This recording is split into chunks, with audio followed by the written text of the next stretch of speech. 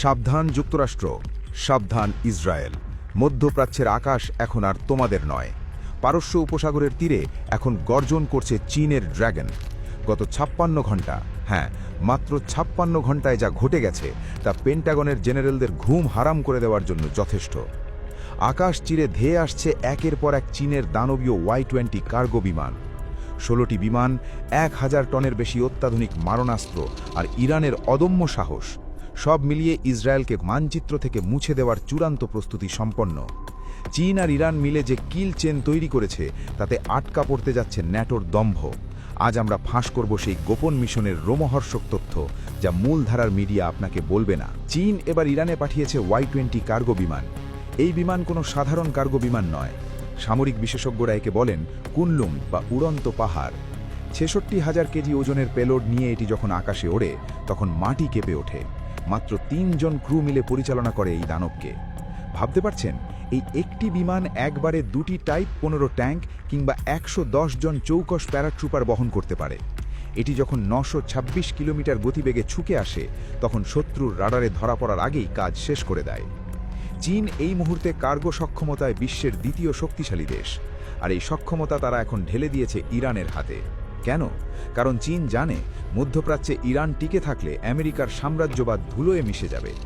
16টি Y-20 বিমান যখন একের পর এক ইরানের সামরিক ঘাঁটিতে ল্যান্ড করেছে তখন প্রতিটি কার্গো ছিল এমন সব মারণাস্ত্র দিয়ে ঠাসা যা ইসরায়েলের আয়রন ডমকে খেলনা বানিয়ে ছাড়বে। এই মিশনের সবচেয়ে বড় চমক কি জানেন? চীনের সর্বাধুনিক আকাশ প্রতিরক্ষা ব্যবস্থা HQ-19। আগে ইরানের কাছে ছিল HQ-9, যা নিয়ে খুব একটা মাথা ঘামায়নি, কিন্তু এখন চীন দিয়েছে তার আপগ্রেডেড মাস্টারপিস, যার ন্যাটো নাম CHAB-2। এটি শুধু একটি মিসাইল সিস্টেম নয়, এটি ইসরায়েলের মৃত্যুর পরোয়ানা। এটি 4000 কিলোমিটার দূর থেকে যে কোনো শত্রু বিমান বা মিসাইল শনাক্ত করতে পারে। ভাবুন একবার, 4000 কিলোমিটার। এর মানে হলো ইসরায়েলের প্রতিটি ঘাঁটি, সৌদি আরব বা কাতারে থাকা আমেরিকার প্রতিটি সেন্টকম সেন্টার এখন ইরানের সরাসরি রাডার নজরদারিতে। তার গর্ব থ্যাড সিস্টেমের কথা তো অনেক শুনেছেন। এই HQ-19 তাকেও ছাড়িয়ে গেছে। এটি 1000 কিলোমিটার দূর থেকে যে কোনো ব্যালিস্টিক মিসাইল বা স্যাটেলাইটকে মাঝ আকাশে ছাই করে দিতে পারে। ইরানের আকাশে এখন এমন এক অভেদ্য দেওয়াল তৈরি হয়েছে যেখানে আমেরিকার স্টেলথ ফাইটার F-35ও স্রেফ একটা লোহার টুকরো ছাড়া আর কিছু নয়। কিন্তু শুধু মিসাইল দিয়ে কি যুদ্ধ জেতা যায়? না, চীন ইরানকে দিয়েছে তাদের গোপন ইলেকট্রনিক জ্যামিং প্রযুক্তি।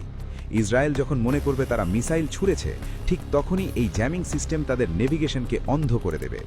আকাশে ওরা ইসরায়েলি ড্রোনগুলো তখন দিক হারিয়ে নিজেরাই নিজেদের ওপর আছড়ে পড়বে। সবচেয়ে ভয়ঙ্কর বিষয় হলো চীনের এই পূর্ণাঙ্গ কিল চেন। এর মাধ্যমে ইরানের J-10C যুদ্ধবিমানগুলোকে আর টার্গেট খুঁজতে হবে না। মাটির রাডার সিস্টেমই সরাসরি মিসাইলকে গাইড করবে। পাইলট শুধু সুইচ চাপবেন আর 4000 কিলোমিটার দূরে থাকা লক্ষ্যবস্তু নির্ভুলভাবে ধ্বংস হবে। ইরান এখন আর শুধু রক্ষণাত্মক নয়, ইরান এখন চীনের শক্তিতে আক্রমণাত্মক হয়ে উঠেছে। এবার আসি সমুদ্রের কথায়।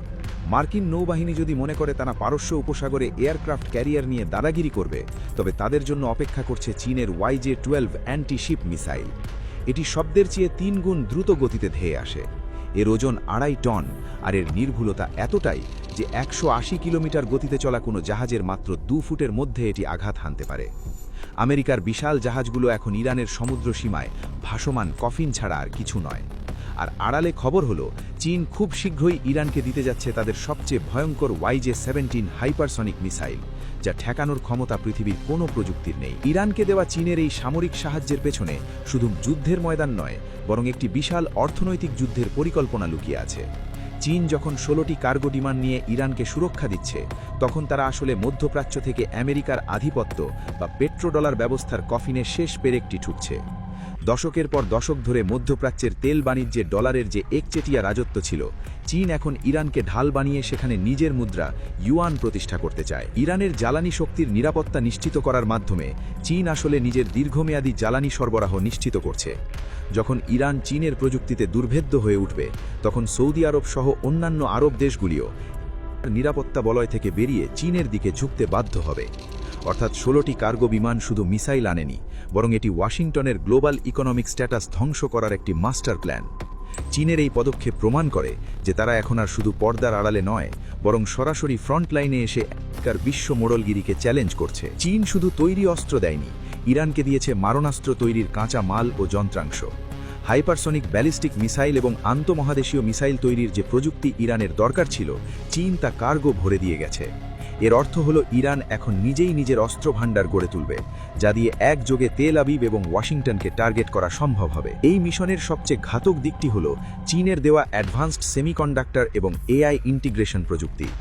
চীন শুধু রেডিমেড অস্ত্র দিয়ে ক্ষান্ত হয়নি, তারা ইরানকে এমন সব চিপ এবং প্রসেসর সরবরাহ করেছে যা ড্রোন এবং মিসাইলকে মানুষের হস্তক্ষেপ ছাড়াই লক্ষ্যবস্তু চেনার ক্ষমতা দেয়। এর ফলে ইরানের তৈরি শাহেদ ড্রোন বা ফাত্তা হাইপারসনিক মিসাইলগুলো এখন আরও স্মার্ট এবং বিধ্বংসী হয়ে উঠেছে। চীনের এই প্রযুক্তির সাহায্যে ইরান এখন মাটির নিচে থাকা তাদের মিসাইল সিটি বা গোপন টানেলগুলোতে নিজেরাই উন্নতমানের রাডার এবং স্যাটেলাইট জ্যামার তৈরি করতে পারবে। এটি ইসরায়েলের জন্য এক দুঃস্বপ্ন, কারণ তারা এতদিন ইরানের ওপর যে গোয়েন্দা নজরদারি চালাতো, চীনের ইলেকট্রনিক ওয়ারফেয়ার সিস্টেমের কারণে তা এখন পুরোপুরি অকেজো হয়ে পড়বে। চীন আসলে ইরানকে একটি মিলিটারি ম্যানুফ্যাকচারিং হাবে পরিণত করছে, যাতে মধ্যপ্রাচ্যের যে কোনো যুদ্ধে ইরান নিজেই চীন বা রাশিয়ার বিকল্প হিসেবে দাঁড়িয়ে যেতে পারে। এটি সরাসরি ন্যাটোর লজিস্টিক চেনকে অচল করে দেওয়ার এক দীর্ঘমেয়াদী কৌশল। প্রিয় দর্শক, খেলা এখন জমে উঠেছে। আমেরিকা এতদিন নিষেধাজ্ঞা দিয়ে ইরানকে আটকে রাখতে চেয়েছিল, কিন্তু চীনের এই এক ঝটকায় সব ওলটপালট হয়ে গেছে। মধ্যপ্রাচ্যের ভারসাম্য এখন ইরানের দিকে। যদি যুক্তরাষ্ট্র বা ইসরায়েল ভুল করেও ইরানের ওপর হামলা করার দুঃসাহস করে, তাহলে 16টি কার্গো বিমানে আসা সেই 1000 টন মারণাস্ত্র তাদের এমন দাঁত ভাঙা জবাব দেবে যে দ্বিতীয়বার আর সেই উচ্চাকাঙ্ক্ষা করার সুযোগ পাবে না। আপনার কি মনে হয়, চীনের এই সরাসরি সহযোগিতার পর কি ইসরায়েল আর টিকে থাকতে পারবে? আমেরিকা কি পারবে তার তাসের ঘর বাঁচাতে? সে সম্ভাবনা খুবই কম। ইরানকে আগের মতো শুধু নিষেধাজ্ঞায় জর্জরিত কোণাঠাসা একটি রাষ্ট্র হিসেবে দেখার সুযোগ নেই। মধ্যপ্রাচ্যের বর্তমান বাস্তবতায় ইরান ধীরে ধীরে নিজেকে একটি পূর্ণাঙ্গ রাজনৈতিক শক্তি হিসেবে পুনর্গঠন করছে, সামরিক, প্রযুক্তিগত ও সামরিক 3 স্তরেই। দীর্ঘদিন ধরে পশ্চিমা চাপ, অবরোধ ও সামরিক হুমকির মুখে থেকেও তেহরান যে অভিজ্ঞতা অর্জন করেছে, সেটিই আজ তাদের সবচেয়ে বড় সম্পদ। ইরানের মূল শক্তি এখন প্রতিরোধ সক্ষমতায়।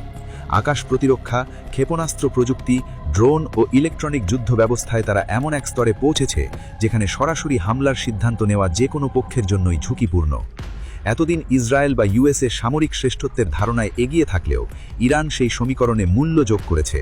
হামলার খরচ এখন বহুগুণ বেশি। আরেকটি গুরুত্বপূর্ণ দিক হল সঠিক মিত্র বাছাই করা। যুক্তরাষ্ট্র যেভাবে ন্যাটোর সঙ্গে বেইমানি করছে, ইরানের মিত্র চীন বা রাশিয়ার কাছ থেকে এমন আচরণ আসার সম্ভাবনা নেই। এদিক থেকেও যুদ্ধের ময়দানে নিশ্চিত থাকতে পারছে ইরানি কর্তৃপক্ষ। সবচেয়ে বড় কথা, ইরান এখন আর একক যুদ্ধের কথা ভাবে না, তারা প্রতিরোধের একটি বলয় তৈরি করেছে। এই বাস্তবতায় মধ্যপ্রাচ্যের যে কোনো সামরিক সংঘর্ষ আর সীমিত থাকবে না। ইরানকে উপেক্ষা করে বিশ্ব ব্যবস্থা কল্পনা করা এখন কার্যত অসম্ভব। ইরান এখন আর একা নয়। চীনের প্রযুক্তি আর রাশিয়ার সমর্থনের সাথে যখন ইরানের নিজস্ব শক্তি যোগ হয়, তখন বিজয় সুনিশ্চিত।